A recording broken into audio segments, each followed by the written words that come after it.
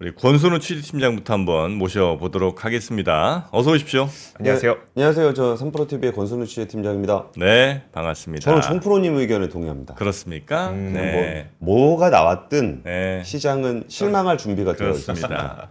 만약에 실적이 기대보다 좀 못 미쳤으면 그 이유로 네. 실적이 그보다 더 나왔어도 그 이유로. 역시 마찬가지로 다 떨어지게 돼 있다. 예, 정프로가 참 인사이트가 넘치시죠. 대단합니다. 와, 정말 주식만 잘하면 네. 완벽한데. 근데 아는 거하고 트레이딩을 잘하는 것도 완전히 달라요. 아, 그래요? 그러니까. 네. 네. 아니 근데 저는 제가 시간이 없어서 못 한다고 생각합니다. 아, 시간만 저 만약에 9시부터 3시 반까지 딱 앉아서 투자할 수 있다? 저는 솔직히 얘기하면 월 20% 정도는 저는 할 수 있다. 월 20이요? 음, 와. 뭐 어차피 시간은 없으실 거니까. 시간이 없어. 근데 시간 진짜 없어요. 계속 시간은 없으실 겁니다. 워낙 바쁘시니까. 너무 아쉽습니다. 자, 그러면 네, 다우존스 산업지수는 네. 0.39% 하락했고요. 나스닥 지수는 1.12% 하락했습니다. S&P 500 같은 경우는 0.6% 하락을 했는데요. 다들 기대했던 엔비디아 실적은 어닝 서프라이즈가 나왔습니다. 네. 시장 예상치를 상회했고요. 시장 상회했음에도 불구하고 주가는 조금 하락했고 시간외에선 좀 더 하락하고 있는 모양새를 보이고 있습니다. 매그니피센트 세븐 대부분 하락했고요. 아마존도 1.34%, 알파벳, 테슬라 다 하락을 했습니다. 네. 사실 뭐 여기에 대한 얘기, 뭐 판더더는 계속 빠지고 있어요. 판더더는 테무. 예. 그 정프로님이 손절하셔가지고 네. 뭐 테무 이제 안 산다 선언하셨잖아요. 그러니까 주가 엄청. 아니 가을 되니까 또 옷이 좀 필요한 것 같은데. 이제 또 산다. 살 데가 없어. 아니 진짜 뭐 저점에서 다시 사겠다. 아니 뭐 어딥니까? 이거 IFC 네. 거기 가서도 이제 좀 봤어요. 와 근데 어지간하면 다 비싸더라고. 맞아요. 네. 맞아요. 아니 뭐 저 그냥 무슨 큰 비싼 브랜드도 아닌데 셔츠 하나에 그냥 5, 6만 원은 그냥 넘어가요. 야, 그래서 이거를 다 사면서 사람들이 어떻게 예를 들면 한 달에 뭐 수입이 있는데 네. 옷들을 어떻게 사나? 안 사요. 아 그렇죠? 네. 안 사죠. 그죠. 얼마 전에 저희 뉴스에서 그거 전해드렸었잖아요. 유통 그 산업의 매출 전해드렸는데 먹기만 했더라고요. 옷이랑 네. 다 안 삽니다. 다 줄었어요. 아, 먹는 그쵸. 것만 늘었어. 아 그래요? 네. 먹는 거 어떻게 뭐 안 먹을 수 없으니까. 안 먹을 수 없으니까. 아, 맞아. 네. 그럴 수 있겠다. 네, 그렇습니다. 그럼 첫 번째 뉴스는 엔비디아 뉴스를 안 할 수가 없겠죠. 예. 첫 번째 뉴스는 엔비디아 뉴스 전해드리겠습니다. 엔비디아가 2분기 실적을 발표를 했는데요. 같이 보시면은 2분기 매출액이 2분기 반기입니다. 반기 기준으로 300억 달러. 맞죠? 얼마요? 300억 달러? 2분기. 한 분기가 40조. 아니라 분기. 네, 40조. 네, 40조. 300억 달러라고 보고를 했습니다. 전분기 대비 15%가 증가를 했고요. 전년 동기 대비해서는 122%가 증가를 했습니다. 시장 예상치는 280억 달러 정도 되니까 네. 거기에 좀 상회를 좀 한 상황이고요. 287억 달러가 예상치인데 그걸 상회를 했고 주당 순이익 같은 경우도 보면은 0.67달러인데 그 시장 예상치는 0.64달러였습니다. 근데 사실 다들 예상하다시피 엔비디아의 예상 실적은 네. 원래 높았습니다.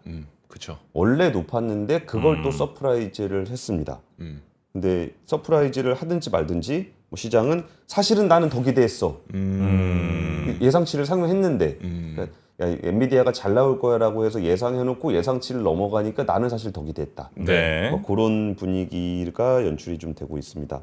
그 젠선왕 CEO는 호퍼의 수요는 여전히 강하고 블랙웰에 대한 기대는 엄청나게 높다.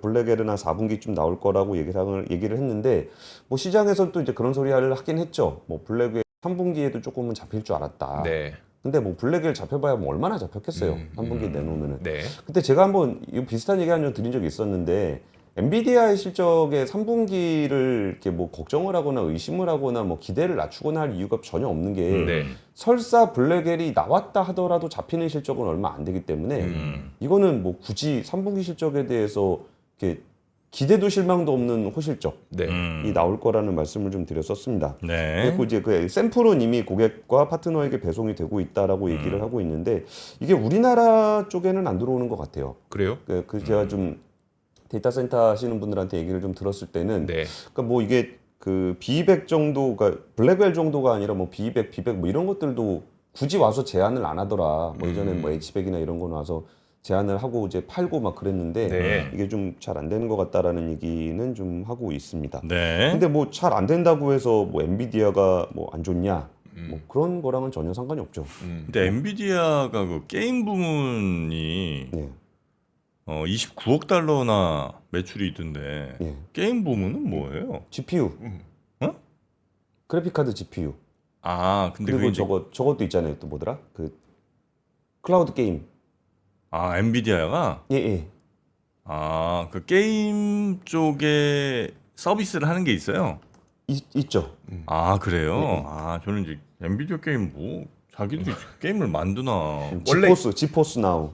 그쵸. 지포스 나우. 그래서 원래 옛날에 암호화폐 때는 게이밍이 항상 이제 되게 컸었고 네. 게이밍 매출이 컸었고 왜냐면 암호화폐를 다 GPU로 돌렸었으니까. 그러니까 게임용 GPU도 있고 예. 아. 데이터 센터용 GPU가 있고 아. 그리고 지포스 나우라는 게임 자체를 하는 게 있고. 아, 그게 원래 엔비디아가 그게 본업이었잖아요, 그죠? 그렇죠. 그래픽 카드. 옛날에는 네, 그랬죠. 그 네. 사람들이 게임할 때 그 지포스 그 막 사고 막 이랬었던. 예, 예, 예. 아, 그게 이제 게임용 매출, 게임 쪽 매출인 거고. 그렇죠. 네. 데이터 센터용 매출은 그 전에는 거의 없었죠. 데이터 센터에서는 네. 굳이 그걸 많이 쓰진 않았으니까. 그것도 같이 보시면 좋을 건데. 아, 지포스 나우로 사람들이 게임을 많이 하는군요. 게임을 하려면 지포스 나우 지포스 나우. 네. 그거는 게임 스트리밍이고. 게임 스트리밍. 예, 예. 맞아. 예전에 그런 거 한참 있었는데 이제 게임도 이제 다운 받아서 뭐 내가 이렇게 막 하고 이런 게 아니라 그냥 스트리밍으로 한다고. 네네. 실시간 뭐 네. 그렇게 한다는 얘기를 예전에 몇 년 전에 뉴스에서 좀 들었던 것 같긴 한데 그것들 또 엔비디아가 하고 있군요. 예. 거기 네. 이게 같이 돼 있네요. 이거 이게 여기서 저는 보고 있는데 네. 같이 보여드리면 좋은데. 뭐 어떤 거요? 그러니까 게임 2분기 매출액은 29억 달러로 예, 분기 예, 대비해서 예. 9%, 작년 대비해서 16% 증가했다. 네. 그러니까 이게 기저의 차이가 되게 커요. 데이터 센터는 워낙 기저가 낮았었고 게임은 원래 기저가 좀 있었기 때문에 작년 대비 16% 증가를 한 거고요. 여기서 그 뭐 모델들도 있고 지원하는 뭐 AI 에이전트 같은 경우도 있고 지포스 나우의 게임 수가 2,000개를 돌파를 했고 일본으로 서비스가 확장됐다. 뭐 이런 내용들이 이번 네. 실적 발표에 좀 있었어요. 근데 제가 좀 당황했던 거는 게임 쪽을 잘 안 보고 왔습니다. 왜냐면 워낙- 대부분 네. 데이터 센터에만 관심이 있기 때문에 네.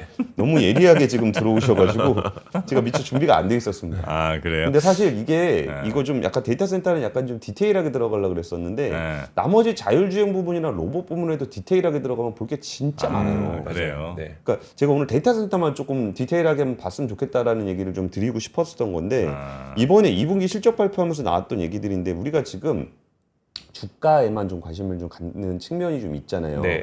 근데 뭐 저는 뭐 어차피 주식보다는 좀 산업 쪽을 주로 취재를 하고 있으니까 이 2분기 실적 발표하고 함께 나왔던 이 내용들을 보면은 내용들이 되게 어려워요. 네. 되게 어려운데 이게 뭐 그냥 하나하나 뭔 말인지도 알 수가 없습니다. 그러니까 예를 들어서 엔비디아 엑스트라 맥스의 광범위한 범위 보고 책대템 뭐 이런 게 무슨 내용들이 있냐면은 여기에 이렇게 그러니까 코어 웨이브, GMO 인터넷 그룹, 람다, 뭐 스케일 웨이 뭐 이런 얘기들 이렇게 막 있거든요. 모르는 진짜 거의 암호 아닙니까? 암호?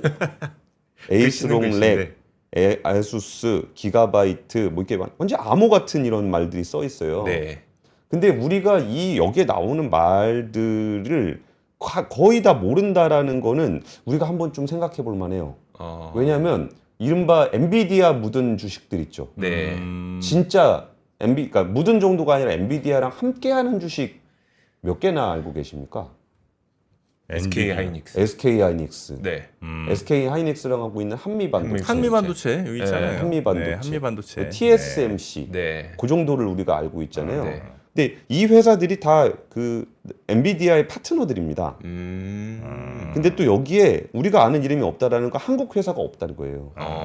그래. 그러면 우리가 이렇게 막 엔비디아라든지 AI라든지 이런 걸 볼 때 이게 하나하나 설명하기가 되게 어려운 딥테크 분야입니다. 네. 그러니까 AI로 바뀌게 되면 생태계가 거의 A부터 Z까지 다 바뀌게 되는데, 그러니까 우리는 뭐 MPU를 만든다, 뭐 AI 서비스를 만든다, 뭐 질문을 하면 답변을 드린다 이런 데는 좀 많이들 관심을 가지시는데 네. 실질적으로 돈을 버는 애들은 누구냐라 그러면 이런 생태계에 있는 애들이 돈을 그렇겠네요. 벌어요. 그리고 그 기술은 일반 사람들한테 말로 설명하기도 어려울 정도로 정말 이렇게 작은 분야에 네. 있는 기술들입니다. 뭐 예를 들면은 뭐 엔비디아의 강점 중에 하나라고 할 수 있는 뭐 이렇게 칩과 칩을 연결하는 통신, NV링크? NV링크, 아니면 서버와 서버를 연결하는 통신, 이게 인피니밴드, 네. 뭐 이런 것들도 다 엔비디아가 인수했던 회사들입니다. 그러면은 진짜 우리가 막 보여지기에 화려한 그런 분야를 통해서 뭐 어디서 투자를 받고 이런 것들에만 집중하는 경향들이 좀 있어요. 네.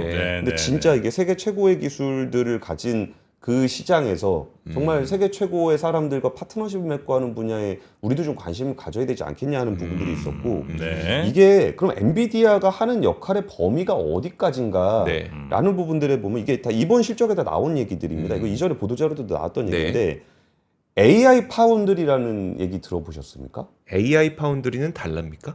AI 파운드리가 뭐냐면 여기 나온 얘기가 네. 봐요. 이게 라마가 메타가 내놓은 그 네. 초거대 언어 모델이잖아요. 네. 네. 그러면 메타가 라마 3.1을 발표를 하니까 라마 3.1 모델을 최적으로 돌릴 수 있는 시스템을 엔비디아가 만들겠다.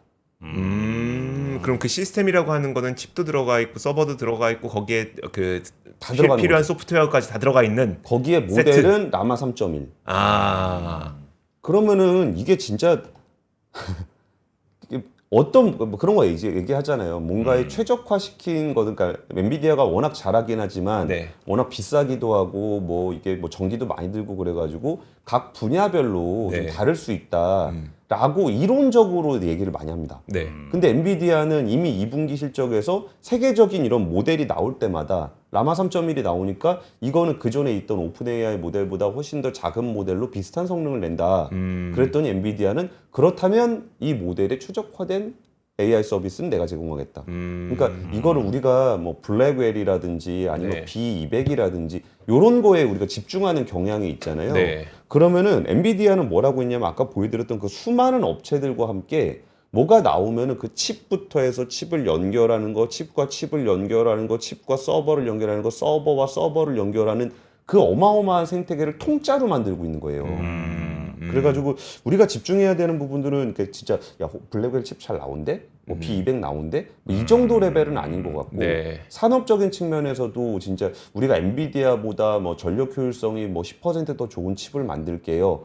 이런 부분들에만 집중해서는 오히려 이 판을 좀 따라가기가 좀 어려운 측면이 좀 있지 않은가. 네. 그래서 이번 실적을 통해서도 오히려 볼 수 있었던 부분들은 뭐 단기적인 주가는 뭐 떨어질 수 있죠. 워낙 네. 그동안 많이 올랐었고 뭐 실적에 기대한 기대치가 뭐 얼마나 기대를 하는지는 사람마다 다른 거고 사실 이걸 보면서 우리가 엔비디아 얘기를 이렇게 주구장창하는 이유가 꼭 엔비디아 주식 때문에 하는 얘기가 아니잖아요. 네. 산업 자체가 변하고 있으니까요. 산업 자체도 그렇고 아예 시장 전체가 네. 엔비디아 실적만 보고 있는 거예요. 엔비디아 실적을 통해서 모멘텀을 끌고 가주면은 뭐 다른 난데없는 뭐 산업군들도 함께 네. 갈 수 있다라는 좀 기대가 있었던 건데, 그러니까 오히려 엔비디아라는 회사에 집중해서 본다 그러면은 이제 AI 산업적인 측면에서는 그 거대한 생태계를 혼자 끌고 가고 있는 그런 상황에서 그러니까 우리는 그럼 이 산업을 어떻게 대응해야 되는지에 대해서도 조금 생각을 해보면 좋지 않을까 네. 하는 생각이 좀 저 한 가지 들었습니다. 질문 드리고 싶은 게 네. 그 지금 엔비디아의 반도체는 거의 뭐 없어서 못 파는 정도잖아요. 일단 주문은 다 들어가 있는 상태고. 그럼 엔비디아의 실적은 TSMC가 얼마나 생산해 주느냐에 따라서 결정이 되는 거잖아요. 예. 그러면 이게 이만큼 실적이 나왔다는 거는 TSMC가 생산이 최대로 돌렸는데 요 정도구나. 그렇죠. 라고 한다면 이게 굳이 실망할 만한 거리가 될 수 있는 걸까요? 아, 단가를 올릴 수 있었겠죠. 블랙벨이 나왔으면은 개당 단가가 올라가기 네, 때문에 그러면은 조금 더 이렇게 똑같은 캐파 안에서도 네. 더 많은 실적을 낼 그런 수 측면. 있겠죠. 네. 아. 그러니까 이게 사실 엔비디아를 가지고 이렇게 얘기하기는 좀 별 안 맞는데 네. 일반적인 상황에서 주식의 PBR을 가지고 계산을 하게 되면은 네. PBR 추정, PBR이 이제 자산이 얼만큼 있는데 주가가 얼마다 요걸 얘기하잖아요. 근데 뭐 잘 안 팔릴 때 뭐 삼성전자 같은 경우가 뭐 많이 나가면 2배 이렇게 되거든요. 네. 그러면은 똑같은 공장이 있는데 이 똑같은 공장에서 더 많은 실적을 낸다. 그러면은 생산 수량은 같기 때문에 네. 그러면 단가가 올라가야 되는 거잖아요. 그렇죠. 네. 그러면은 이게 엔비디아 같은 경우가 이게 여기에 적용되는 건 아니겠지만 이 블랙웰이 나오면 더 비싸기 때문에 네. 거기서 이제 똑같은 수량을 만들어내더라도 훨씬 더 기업의 수익성은 좀 높아지는 측면이 있죠. 네네. 그래서 그런 것들이 있고 이거는 그냥 이거 저 개인적인 홍보인데요. 네. 제 책이 나왔습니다. 음흠. 그러니까 보여주십시오. AI 반도체 관련한 책이 이번에 그 나오게 됐는데 AI 반도체요? 예, 예. 뭐예요 제목이? AI 반도체 혁명이라고 이 책인데요. 네. 그러니까 이 책을 홍보하고 싶은 포인트는 한 가지가 있습니다. 이게 뭐냐면은 엔비디아 반도체가 왜 좋아? 음. 라고 한다면은 네. 그러니까 진짜 우리가 빨라 음. 라는 얘기로 설명할 수가 없거든요. 그럼 빠르다는 게 뭔지 네. 그러면 이게 엔비디아는 소프트웨어 생태계인 쿠다를 갖고 있기 때문에 이걸 극복하기가 어려워 네. 이런 얘기들 많이 합니다. 네. 하지만 쿠다가 무슨 일을 하는지 얘기하는 사람은 거의 없어요. 많지 않아요. 네. 잘 모르거든요. 근데 물어보기도 좀 어색하고 네네네. 답을 듣다 보면 뭔 말인지 모르겠고 아, 네. 이걸 보면서 좀 AI 반도체 이쪽이 어떻게 갈지 그리고 지금 뭘 하고 있는지를 좀 알려주는. 그렇죠. 그래갖고 네. AI 엔비디아를 보게 되면은 네. 그러면은 엔비디아가 한계가 어디인가도 알 수. 그러니까 엔비디아의 한계라 그러는 거는 네. 우리 인류가 처해 있는 AI 반도체의 한계가 뭐 때문에 발생하고 있는지에 대한 얘기도 나와요. 그러니까 그것도 이제 저도 모르니까 그 네이버의 그 하이퍼크로백스에도 네. 거기도 초고대 모델을 돌리려 그러면은 그러니까 자기네들이 칩을 사서 쓰잖아요. 네. 그러니까 모델을 갖다 돌리다 보면은 이거는 이렇게 안 될까? 저건 저렇게 안 될까? 비용을 좀 더 줄일 수 있지 않을까? 뭐 이런 것들에 대해서 하다가 네. 하다 안 돼가지고 자기들이 직접 칩을 만들겠다고 그 박사님하고 같이 쓴 책이에요. 뭐 쓰게 된 김에 제가 이제 물어보고 싶었던 건 우리 그 거의 시청자분들도 거의 비슷한 궁금증들이 있을 겁니다. 네. 옆에서 막 엔비디아는 쿠다가 뭐 좋은데 뭐 그런 얘기하면은 뭔지 모르지만 그거 잘 외워놨다가 딴 데 가서 엔비디아 왜 샀어? 야 쿠다 생태계가 있어서 소프트웨어 개발자들이 아무도 거기서 못 벗어나. 하지만 쿠다가 무슨 일을 하는지는 모르는 그런 저도 몰랐기 때문에 이제 네. 그분하고 그분은 직접 이거 만드는 이런 사람이니까. 책이 나올 때마다 늘 불안한 건 하나 있어요. 이 어쨌든 쓴 게 몇 달 됐을 거 아닙니까? 쓰기 시작한 게. 예. 그리고 이제 나왔죠. 예. 또 이거를 이제 읽는 데까지 시간이 좀 걸릴 수도 있는데 이게 매일매일 빠르게 변하니까 혹시 이게 좀 예전 얘기가 써 있지 않을까 이런 불안감이 있습니다. 그러니까 예전 얘기로 따지면은 네. 거의 반도체 처음 만들었을 때 얘기부터 있고요. 음. 그러니까 그거를 봐야 지금이 어떤 상황인지를 지금이 좀 이해할 보이는 수 있어요. 거예요. 그 지금 얘기는 아까 보여드렸던 아까 이 업체들 쫙 이름이 있었잖아요. 네. 네. 그럼 이 업체들이 도대체 뭘 하려고 하는 건지 그리고 B100이 좋습니다. 왜 칩이 두 개로 나왔는지에 대한 얘기를 저는 이렇게 전문적인 사람은 아니니까 네. 이 얘기를 같이 쓴 이동수 박사님을 퇴근길에 모셨어요. 그래요. 언제입니까? 오늘 퇴근길. 오늘 퇴근길. 예, 네. 예. 오늘 6시 퇴근길 네네. 라이브에서 진짜 그 AI 반도체라는 게 뭐고 음. 왜 엔비디아는 B200의 칩을 두 개를 만들었는지 네. 이거 책 혹시 저 시청자들한테 한 20권 쏠 수 있습니까? 페이지 투북스에서 쏘라고 하겠습니다.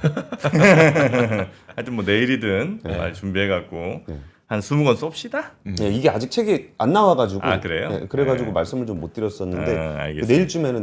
내일쯤에는 나올 겁니다. 알겠습니다. 그리고 또 정프로 지포스 모른다고 네. 좀 비판이 많은데 정프로는요 G포스를 알았어요. G포스. G4? 아니 G포스라고 G 잡는 저 끈끈이 같은 게 있습니다. 저는 그게 굉장히 저한테는 각인이 많이 돼 있는 단어예요. 맞아요. 여러분들 G포스 한번 쳐보시면 G포스. 바로 나옵니다. 그래요? 네, G포스. 혹시 뭐 이미지가 있는지 모르겠습니다만 이거예요 이거 G포스. G포수. 그래서 이제 G를 잡는 포수. 네, 여기 그래서 제가 이제 있다. 네, G포수. G포스가 저한테는 좀 이게 각인이 많이 돼 있어서 게임 쪽으로는 제가 좀 잘 안 하잖아요. 게임 워낙 안 하죠, 제가. 네, 맞아요. 네, 그래서 이제 G 잡는 거에 좀 더 익숙해서 약간 헷갈렸다. 네. 우리 시간이 많이 되긴 했는데 그래도 G포스 한번 보고 가시죠. 네, 이미지 한번 있을까요? 열어주시죠. 네. G포수. 네, 이제 이미지 확대죠. 네. G포스가 있었어 진짜. 엔비디아 G포스. 여기는 G포수. G포수. 네. 자, 그러면 두 번째 뉴스 한번 두 가보겠습니다. 번째 뉴스 되게 심각한 뉴스인데 분위기가 갑자기 되게 화기애애져 버렸습니다. 네. 네. 요새 전 세계가 우리나라도 그렇고 지금 텔레그램 때문에 난립니다. 네. 지금 일단 프랑스에서 그 텔레그램 CEO를 체포를 아, 했는데 맞아요. 여기에 12가지 혐의를 좀 적용을 하고 있습니다.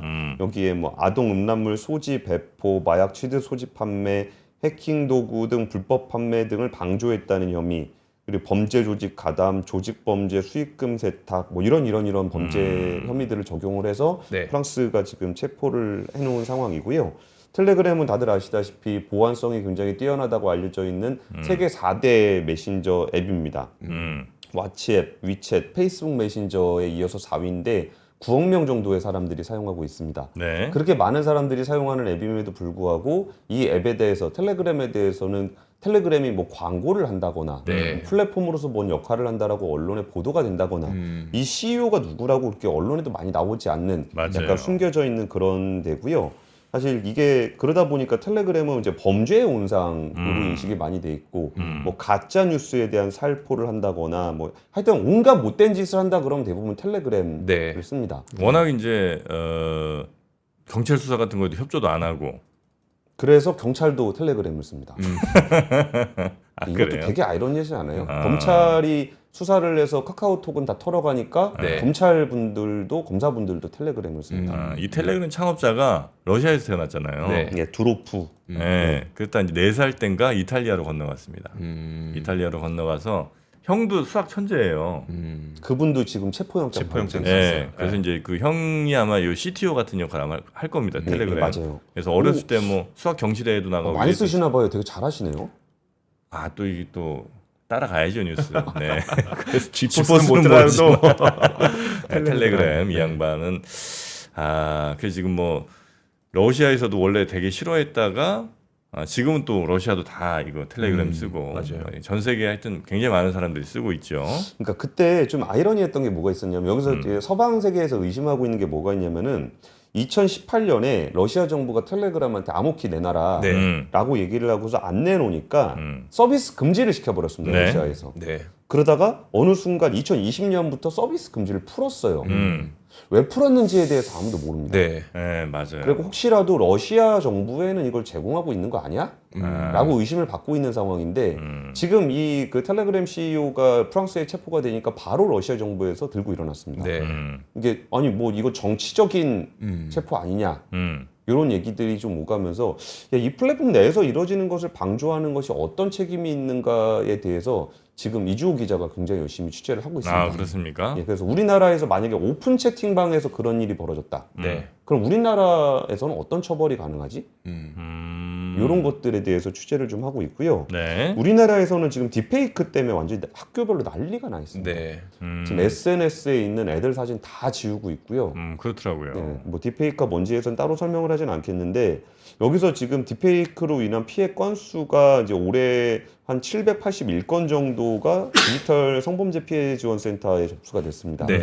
여기에 되게 가장 큰 문제 중에 하나는 굉장히 일반적이고 광범위하고 범죄 의식 없이 이루어진다라는 거고 그냥 무슨 마음에 안 드는 친구 놀리듯이 하는 거. 네. 그리고 애들이 막 선생님 얼굴을 가지고 성범죄물을 만들고 뭐 이런 네. 일들이 너무 쉽게 일어난다라는 건데 이게 생성형 AI 기술이 발전하게 되면서 너무 쉬워진 거예요. 네. 근데 그거에 비해서 처벌하는 방법들이 좀 마땅치도 않고 이게 한번 퍼지기 시작하면은 다시 잡아들이는 것도 좀 쉽지 않은 그런 상황이라 이 문제는 더 이상 우리 사회가 그냥 애들 장난 정도로 취급하면 안 될 거인데다가 이게 또 주로 유포되는 데가 텔레그램입니다. 그렇죠. 네. 그래서 그럼 텔레그램과의 관계는 또 어떻게 가져가야 되는지에 대한 고민이 좀 있고 이게 주식시장에서는 지금 그 테마주 형태로 많이 움직이고 있습니다. 네. 뭐 얼굴 인식 기능이라든지 아. 아니면은 보안. 딥페이크 차단 플랫폼을 만드는 회사라든지 네. 이런 회사들이 지금 테마주를 좀 세게 움직이고 있는데 이게 테마주라는 건 아직 상용화되거나 기술적 완성도가 높지 않은 상황에서 이렇게 움직이잖아요. 전 제발 이 회사들이 돈 많이 벌었으면 좋겠습니다. 진짜 상용화된 기술을 만들어서 네. 이런 문제가 발생한 것도 결국 기술에서 초래된 거기 때문에 이 기술에 대한 부작용을 막는 것도 결국 기술 쪽에서 해결을 해줘야 되지 네. 않을까 싶어서 네. 규제가 만들어져야 되는 건 당연한 거고 그 규제를 뒷받침할 수 있는 이 기술들도 정말 좀 빠른 속도로 발전을 해서 안착을 해서 네. 이런 피해들이 조금 줄어야 되지 않겠나 그런 생각을 좀 해보고 있습니다. 그러니까 이제 뭐 약간 그 아티스트들도 이 AI가 막 학습하는 거 이런 거에 대해서 막 자기들 저작권 뺏기니까 네. 그거 이제 방지하고 싶어서 그런 기술도 만들었다고 하더라고요. 그러니까 그냥 볼 때는 그림이야. 네. 딱 보면 그 이미지인데 그러니까 저 AI가 학습을 하려고 가져가서 볼 때 AI가 보면 좀 다른 그림인 거예요. 네, 걔들이 볼 때, 네. 걔들이 이제 분석할 때는 그러니까 그걸 어떻게 이제 심는 뭐 기술들이 네, 있는 모양이에요. 예. 그래서 그런 걸 통해서 학습을 못하게 만든다거나 그게 아마 AI 저 딥페이크에도 아마 활용이 좀 될 수도 있을 것 같은데 그러니까 그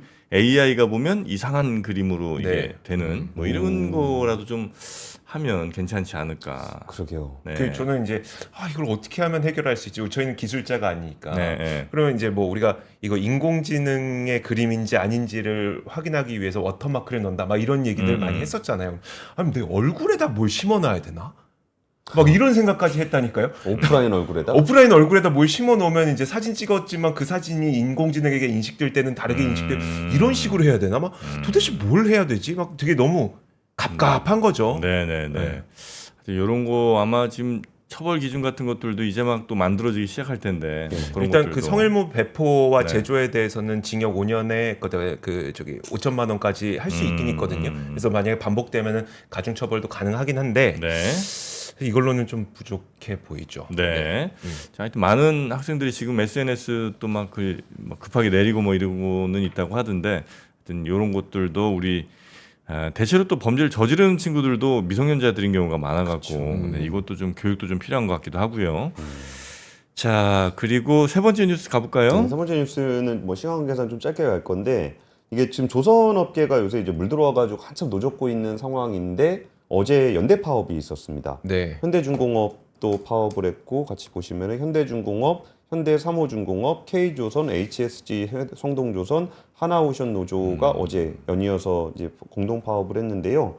이게 아무래도 이게 원래 이 협상 시즌에는 좀 갈등이 좀 생깁니다. 네. 그럼에도 불구하고 지금 슈퍼사이클이 좀 이루어지면서 지난 10년 동안 조선업이 많이 힘들었기 때문에 거기에 대해서 좀 노동자들이 좀 호황이 됐을 때 조금 더 요구를 하는 측면들은 어느 정도 납득은 할 수 있는 것 같은데 그럼 그 수준이 어느 정도인지에 대한 것들은 제가 노사협상 취재 많이 해본 결과로 네. 봤을 때는 주장이라는 게 큰 의미는 없습니다. 그러니까 우리가 객관적으로 봤을 때 이거를 누구 얘기가 맞다 틀리다를 구분하기가 되게 어려워요. 네. 왜냐하면 협상을 하는 과정이기 때문에 일부러 협상 카드로 좀 과하게 요구하는 경우도 있고 아니면 이제 프로파간다로 약간 비난을 하는 경우도 있고 해서 이거를 우리가 뭐 노사 중에 뭐 누가 옳다 그르다를 얘기하기는 좀 어려울 것 같기는 해요. 네. 근데 조금 이제 좀 신경이 쓰이는 부분들은 뭐가 있냐면 우리나라 조선업은 인건비 때문에 굉장히 고생을 많이 했습니다. 그래가지고 외국인 노동자도 엄청나게 받아들이고 있는 그런 상황인데 이게 다른 그러니까 제조업들의 가장 큰 문제점 중에 하나가 그러니까 가지고 있는 본질적인 그 숙명 중에 하나가 네. 인건비가 올라가면 원가 경쟁력이 떨어져 나가게 되는데 그럼 두 가지 방법을 쓰게 됩니다. 해외로 내보내거나 자동화를 시키게 되는데 네. 그게 이제 자동화를 시키건 아니면 해외로 내보내건 일자리가 사라지는 문제들을 뭐 러스트벨트 문제라든지 뭐 다 겪고 있습니다. 근데 조선업은 유독 자동화가 굉장히 힘듭니다. 워낙 사이즈가 크고 해서 결국은 또 이제 인건비에 의존할 수밖에 없는 상황에서 호황이 왔을 때 노동자들에게 급여를 뭐 보상을 충분히 지급하지 못하고 있는 이 상황의 다른 업에 비해서 훨씬 더 답답하게 진행될 수도 있다. 그리고 어쩌면 이게 조선업의 운명을 가를 수 있는 포인트가 될 수도 있다라는 점을 좀 말씀드리고 싶었습니다. 네. 알겠습니다. 조선 관련된 그 노동자분들 또 이 얘기를 종목 들어보니까 팔아야 이렇게 할까? 호황인데도 뭐 임금 수준이라든지 뭐 처우가 생각보다 굉장히 좀 뭐 미흡하다 이런 말씀들을 많이 또 하시기도 하더라고요. 그렇죠. 예, 그래서 굉장히 중요한 기술자분들일 거 아니에요. 그분들이 우리나라 조선에 또 굉장히 또 기술이라든지 아니면 노하우 같은 게 많이 쌓이신 분들일 테니까 예. 그거는 또 적절한 수준의 보상이 좀 있어야 되지 않나. 그러니까 그게 되게 어려워요. 그것 때문에. 네. 그러니까 그분들에 대한 보상을 올리면은 저 밑에 단에서는 또 여기는 임금을 제대로 못 줘가지고 최저임금도 안 들어온다 그래갖고 외국인 노동자 쓰고 있잖아요. 네. 그럼 노동자 간 격차도 굉장히 커지는 게 있고 노동자 간 격차가 커지는 부분들을 종합해가지고 인건비 수준이 올라가면은 중국 조선사에 비해서 원가 경쟁력이 떨어지는 부분이 있고 네. 그러니까 조선업은 참 어려워요. 근데 너무 좀 박하게 주는 거는 맞는 것 같습니다. 네. 일도 굉장히 힘들죠. 힘들죠. 노동 강도 굉장히 위험하고. 예, 그렇죠. 네, 알겠습니다. 자, 하여튼 요 정도까지 뉴스3 전해 드리고요. 오늘은 우리 권순우 팀장님 여기서 보내드릴까요? 네, 이제 또 시장 이야기 들어봐야 되겠죠? 오후 6시에 퇴근길 라이브도 많은 시청 오늘 부탁드리겠습니다. 6시에 이분 나오시는 거예요? 예, 예. 네. 알겠습니다. 그분 얘기 들으면 책 좀 빨리 읽을 수 있습니까? 아니면 책 안 읽고도 그 내용 다 알 수 있습니까? 책 안 읽으셔도 됩니다. 방송에서 얘기 다 할 겁니다. 그냥. 그래요? 책 안 읽고 다 알려주면 아니 안 어떡해. 그래도 그 전 프로님이 그럼 너무 시간 오래 걸리는 거 아니에요? 이랬잖아요. 아니 그래도 책 읽어야죠. 아니 안 보셔도 돼요. 다 얘기할 거예요. 다 어차피. 얘기할 거죠? 아하, 이거 참나. 이렇게 책 파는데 관심들이 없어서 그래. 여튼 오늘 저는 6시에 예. 네, 그 내용들 전해드리도록 하겠습니다. 예. 권 팀장님 고맙습니다. 예, 감사합니다. 감사합니다. 박근영, 이선영, 서경인, 염승환 투자 마스터들의 세심한 케어로 건강한 투자 습관을 만드세요. 3프로 멤버십 3프로 앱에서 확인하세요.